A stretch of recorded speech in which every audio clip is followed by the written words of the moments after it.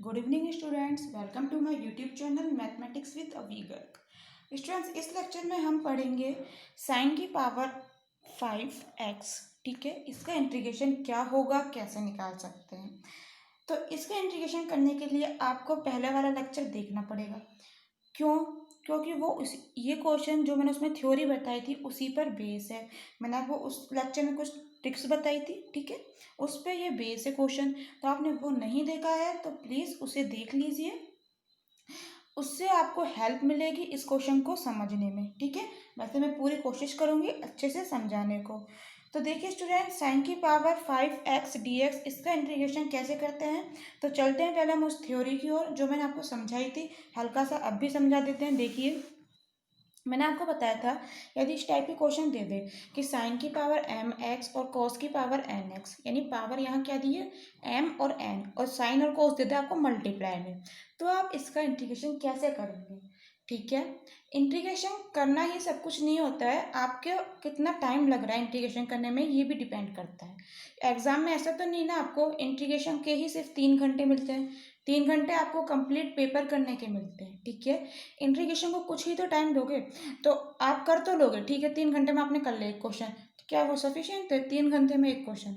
नहीं ना students, complete paper करना है हमने।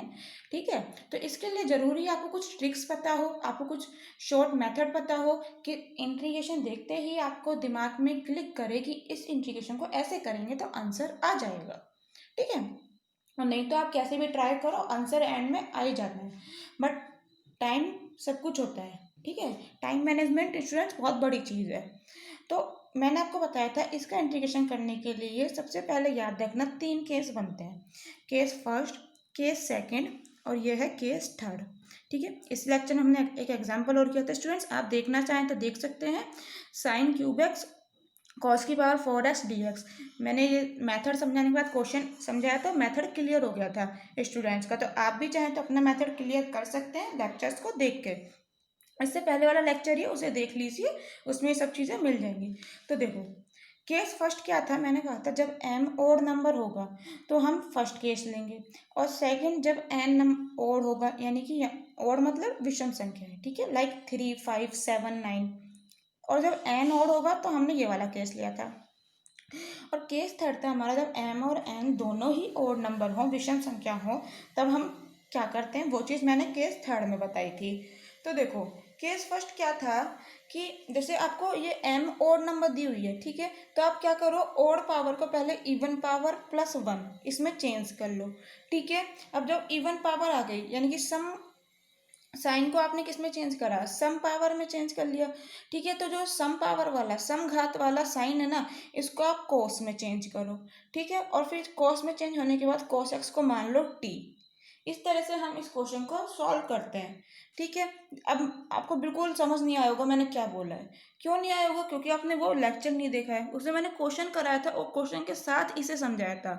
ठीक है, तो वो वहाँ पर क्लियर हो गया था। तो प्लीज़ स्टूडेंट्स आप उसे देख लीजिए।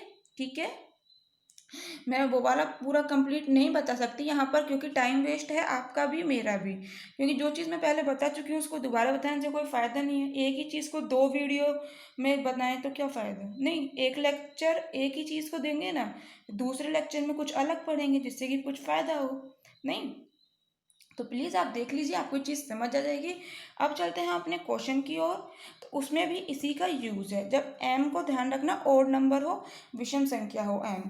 तो देखो यहाँ पर हमारा क्वेश्चन क्या है, साइन की पावर 5x, यानी कि 5 क्या हो गया ओड नंबर, इसके मल्टीप्लाई में कॉस नहीं दिया है, तो कतई कंफ्यूज मत होना कि उस मेथड से नहीं होगा।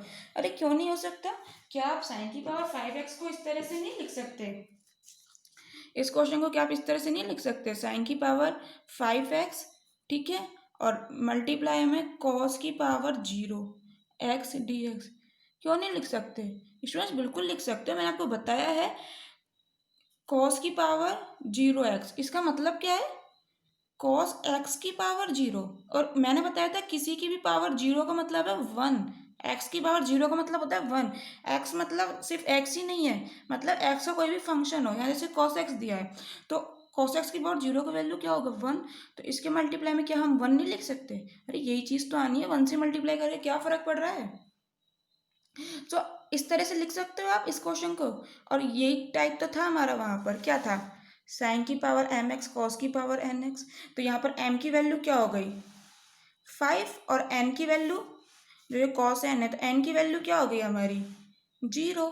ठीक है, अब हमारा कौन सा केस यहाँ पर यूज करेंगे, फर्स्ट वाला, जब एम क्या हो ओड हो, विषम संख्या हो। 5 एक विषम संख्या ही तो है, 3 5 7 ये सब डैश डैश डैश सोन ये सब विषम संख्याएं होती हैं। ठीक है, और जो हम ये लेते हैं 2 4 6 ये सब क्या होती हैं स्टूडेंट्स, सम संख्याएं, एंड सो ऑन ये सब क्या होती हैं सम संख्याएं। तो यहाँ पर हमारा बिल्कुल उसी टाइप का क्वेश्चन बन रहा है, हमने फर्स्ट वाला लेके चलना है एम जब ओड हो। तो चलते हैं उसको लेकर क्वेश्चन को करते हैं सॉल्व। हमारा उस क्या था, ओड पावर को चेंज करो इवन पावर प्लस 1 में। तो ठीक है, इसको चेंज करते हैं। इसको आप क्या लिख देंगे, साइन की power 4x plus sine x, sorry plus नहीं मल्टीप्लाई है, मल्टीप्लाई करोगे तभी तो ये चीज़ आएगी, साइन की पावर 4x प्लस साइन की पावर x। हमने 5 को तोड़ दिया, ब्रेक कर दिया 4 प्लस 1 में। ठीक है, अरे स्टूडेंट सॉरी ये साइन x है, मैं नीचे लिखती हूँ दोबारा देखिएगा। साइन की पावर 4x, वो काफ़ी सारी चीज़ें पढ़ते पढ़ते पढ़ाते कन्फ्यूज़न हो जाता है। ठीक है, और साइन एक्स dx। ठीक है, क्लियर। हमने 5 को ब्रेक कर दिया 4 प्लस 1 में, यहाँ पावर 1 है ना, सो 5 को ब्रेक कर दिया हमने 4 प्लस 1 में, तो ये ओड पावर को हमने ब्रेक कर दिया इवन पावर प्लस 1 में। ठीक है, ये वाला स्टेप हमारा हुआ क्लियर।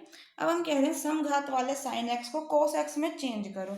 अच्छा, समघात वाला साइन एक्स मतलब जिसमें साइन की पावर सम संख्या हो, 4 एक सम संख्या है, तो इस वाले को हमने चेंज करना है कोस में। तो इसको कोस में चेंज करने के लिए सबसे पहले हमें फॉर्मूला पता होना चाहिए। फॉर्मूला कौन सा, जो मैं पहले आपको बता चुकी हूँ। क्या फॉर्मूला बताया था मैंने आपको, दोबारा बता देते हैं। Sine square x is equal to होता है 1 माइनस कॉस स्क्वायर एक्स। ठीक है, याद रखिएगा, ये फॉर्मूलाज मैंने आपको पहले बताए थे, कुछ इस टाइप के क्वेश्चंस भी करे थे हमने। ठीक है, तो sine square x is equal to 1 minus cos square x. तो यहाँ पे तो 4 है, तो पहले आप इसको इस तरह फॉर्म में बनाने के लिए कैसे लिखोगे, इस तरह से लिख लो, साइन स्क्वायर एक्स का स्क्वायर। क्यों, इसका मतलब क्या है, पावर के ऊपर पावर है तो मल्टीप्लाई, 2 2 जा 4, यही चीज़ लिखिए, कुछ गलत नहीं लिखा है। और यहाँ क्या चल रहा है, साइन एक्स डी एक्स। अब इस फॉर्मूले का यूज़ कर लो, साइन स्क्वायर एक्स की जगह ये लिख सकते हो। तो क्या आ जाएगा, इंटीग्रेशन साइन स्क्वायर एक्स की जगह 1 माइनस कॉस स्क्वायर एक्स, और इसका क्या है स्क्वायर। ठीक है, साइन एक्स डी एक्स। तो हमने ये वाला स्टेप भी कंप्लीट करा, समघात वाले साइन एक्स को कॉस एक्स में चेंज कर लिया। अब कह रहा है कॉस एक्स को मान लो टी, और आपका क्वेश्चन सॉल्व हो जाएगा इजीली, आपको कुछ और सोचने की ज़रूरत नहीं है। तो बिल्कुल उसी की तरह हम मान लेते हैं जो वो कह रहा है, कॉस एक्स को टी। देन डिफ्रेंशिएशन कीजिए, कॉस एक्स का डिफ्रेंशिएशन होता है माइनस साइन एक्स, और x का क्या हो जाएगा d x is equal to t का d t. So sine x d x is equal to क्या आ जाएगा, माइनस से मल्टीप्लाई कर दिया, सो ये पॉजिटिव हो गया, और ये क्या हो जाएगा minus D T. Sign x d x, student substitution कर दीजिए, minus D T, 1 minus cos x को आपने माना टी, तो यहाँ क्या आ जाएगा 1 minus t square, cos square है, और इसका चल रहा है whole square, sine x t x की जगह आप लिख सकते हैं माइनस टी टी। ठीक है, अब कैसे करेंगे, अब तो सिंपल सा है स्टूडेंट्स, पहले इसका स्क्वायर ओपन करो, ए माइनस बी का स्क्वायर क्या होता है, आप लोगों को पता होगा ना, छोटी छोटी सी चीज़ें। तो ए माइनस बी का स्क्वायर क्या होता है, a square plus b square minus 2ab। ठीक है, तो इस फॉर्मूले का यूज़ करिए यहाँ पर क्या आ जाएगा, यहाँ है 1 माइनस टी स्क्वायर का whole square, 1 minus t square का होल स्क्वायर। ठीक है, सो ए स्क्वायर यानी फर्स्ट का स्क्वायर, तो एक का स्क्वायर एक ही होना है, प्लस बी स्क्वायर यानी टी स्क्वायर का स्क्वायर, यानी कि टी की पावर 4। ठीक है, टी स्क्वायर का स्क्वायर यानी कि 2 2 जा मल्टीप्लाई हो गई पावर 4, सो टी की पावर 4 माइनस 2ab माइनस 2, ए की वैल्यू कितनी है 1, बी की वैल्यू कितनी है टी स्क्वायर, यानी कि हमारा क्या आ गया 1 प्लस टी की पावर 4 माइनस 2t स्क्वायर। ठीक है, तो इसकी जगह हम क्या लिख सकते हैं, ये वाली टर्म लिख सकते हैं। तो लिख दीजिए क्या है, इंटीग्रेशन 1+t⁴ माइनस 2t²। ठीक है, ये चीज़ हमने लिख दी। और dt -1 को ले लीजिए बाहर, इज इक्वल टू -1 हमारा बाहर चल ही रहा है। अब इसका इंटीग्रेशन तो हम जानते ही हैं, क्या जानते हैं हम, x⁴n dx हम जानते हैं, x⁴n+1/n+1। ठीक है, यहाँ क्या है 1 dt यानी कि t। ये चीज़ मैं आपको पहले क्लियर कर चुकी हूँ स्टूडेंट्स, ये टी कैसे आता है। यदि आपने पहले वाले लेक्चर्स नहीं देखे हैं तो प्लीज़ देख लीजिए। t⁴ को क्या हो जाएगा, t⁵ माइनस 2t² का t³ plus constant of integration c is equal to -1। t की वैल्यू रख दीजिए यहाँ से cos x प्लस 1/5 t⁵ यानी कि cos 5x। ठीक है, -2/3 t³ यानी कि cos³ x। ठीक है, plus constant of integration, minus बाहर चल रहा है, ब्रैकेट के अंदर भेज दीजिए माइनस को, क्या आ जाएगा, पहले वाली टर्म लिख लेते हैं क्योंकि ये माइनस माइनस प्लस हो जाएगी। सो 2/3 cos³ ठीक है, और माइनस 1/5 cos⁵ और ये माइनस cos x और plus constant of integration c। ये स्टूडेंट्स हमारा हो गया आंसर। समझ आया, कितना इजी क्वेश्चन है। बस आपको कुछ ट्रिक्स पता होना चाहिए जो मैं आपको पहले वाले लेक्चर्स में बता चुकी हूँ। ठीक है, और भी स्टूडेंट्स आने वाले लेक्चर्स में हम क्वेश्चंस करेंगे। ठीक है, बट उससे पहले प्लीज़ मैं सजेस्ट करूँगी ट्रिक्स देख लीजिए जो मैं आपको पहले वाले लेक्चर्स में बता चुकी हूँ, क्योंकि उनसे कुछ आपको ही फ़ायदा मिलता है, आपको क्वेश्चन करने में थोड़ी सी हेल्प मिलती है। ठीक है, सो थैंक यू स्टूडेंट्स, मिलते हैं नेक्स्ट लेक्चर में कुछ और ऐसे ही क्वेश्चंस के साथ।